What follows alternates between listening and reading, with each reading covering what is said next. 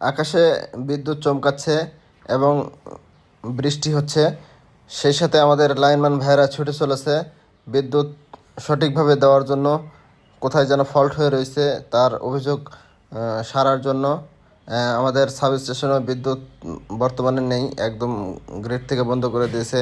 গাছের ডাল পড়ছে ঝড়ে বাতাসে, সেই কোথায় এক জায়গায় তার ছিঁড়ছে, বিভিন্ন অভিযোগ আছে। সেই অভিযোগের নিরসন করার জন্য তারা গেছে, ছুটে চলেছে।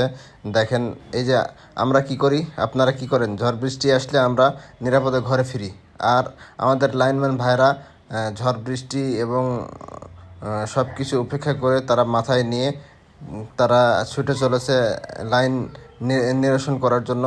তারা এই যে দেখেন আমাদের সাব স্টেশন একদম অন্ধকার। দেখেন এই যে সাব স্টেশন, আমরা সাব স্টেশনের দিকে একটু ক্যামেরা ধরালাম, দেখেন সাব স্টেশন অন্ধকার হয়ে রয়েছে।